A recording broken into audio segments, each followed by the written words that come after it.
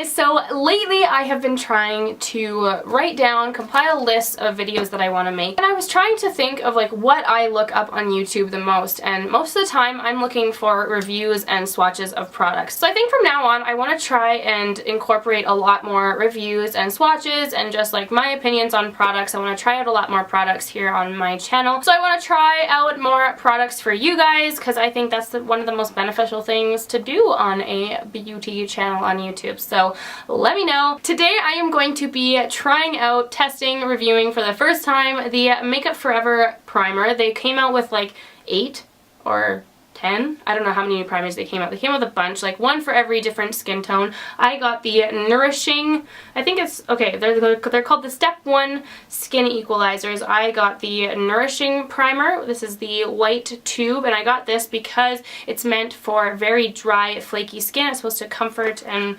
whatever. Let's get the box out here. So, Step 1 is the range of skin equalizers developed to refine, smooth, and even out. Our exclusive equalizer complex delivers 3 key actions. Makeup goes on seamlessly, optimized color and finish, and longer staying power.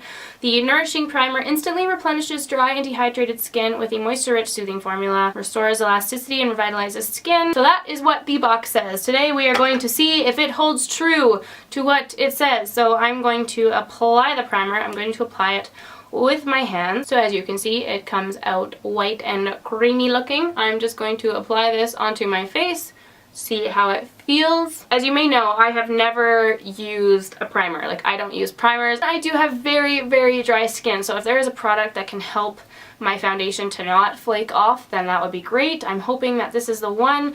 Goss makeup artist raved about these, so I was like, alright, I'll try it. So we're gonna see how it makes my makeup stay on better. I'm applying it mostly on the bottom of my face because that's where I get the most removal of makeup throughout the day, because that's where I'm the most dry, is like right around my mouth here. It doesn't really have much of a scent, so that's good if you have really sensitive skin. When I applied it on my hand in the store yesterday, it really felt cooling, and it's kind of a little bit cooling. Like, it does feel nice and soothing on the skin. It's not thick at all. It really blended into the skin nicely. As far as any changes as to what my face looks like now, I can't tell anything right now, so what I'm going to do is apply my makeup and then I will be back with you to see how it goes over the primer. Okay, so I have just applied the rest of my makeup, getting ready to film another video. It really filled in my pores nicely, like the makeup glided. Yeah, I have like some really large pores right around here and on my nose. Totally filled those. The makeup went right over it. You can't see them whatsoever. As far as the Nourishing comforting thing goes, I've been sick for like the last 8 days. I'm finally on the road to recovery. It's beautiful. I'm actually sleeping now. But I have a really flaky nose, so I wasn't expecting much there, but it was still really dry and flaky around my mouth, which is where I get most of my dryness, so it didn't do much to fix that. Overall, my makeup applied like it normally does. It's nothing, like, I'm not seeing any wow factors. I do love that it filled in my pores and the makeup didn't like ball and roll over it when I put it over, so that's a good thing. But in terms of the hydratingness, I'm not seeing much about that. It's now 12:30 and I work at 4 o'clock, so I'll probably be home, I don't know, around 10, so I will check in with you then. We'll see how it wears. That's going to be like a solid 9 or 10 hours that I'm going to have this makeup on my face, so I will check back with you then to see how it held up. Hey guys, so it has now been 6 days since I filmed that original clip. So in those few days I had a lot of time to play with the primer, and I'm not a fan. I actually did just return it, and the reason being because I have super dry skin, and this primer's claim said that it would help with dryness and dry flaky skin, which is something that I really suffer from, especially around my chin and my mouth,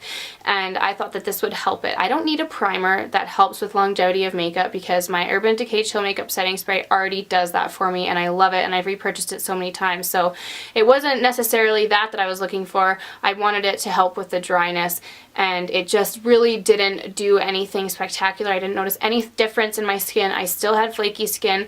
Numerous times I used it, I got over my cold, and you know, like my skin was back to its normal state. I don't know how to explain it. Like, I'll just get kind of like cracklies around my mouth and it'll flake off a little bit throughout the day, and it didn't help to prevent that, which is what I wanted it for. So I felt like using that primer was just slapping on an extra layer of something that I didn't need on my face. It's $43, and if I didn't notice any difference on my skin or with the application of my makeup, then I just thought it wasn't worth my money, so I did return it. That being said, I have no idea how the Virgins for oily skin would work for those of you with oily skin, because if you do need a primer, if you have super oily skin and a primer helps with the oil, then you need a primer for a different reason than I do. I think that if you have dry skin, a primer just isn't necessary. I think you'd be better off using a serum or an oil or something, a really thick hydrating cream for your skin.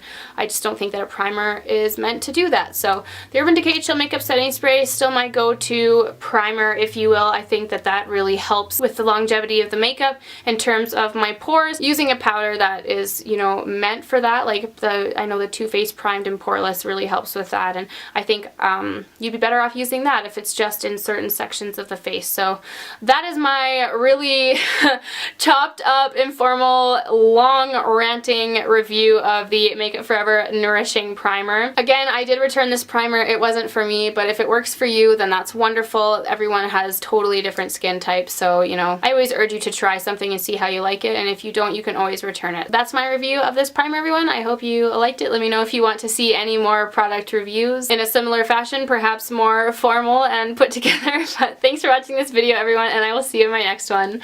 Bye!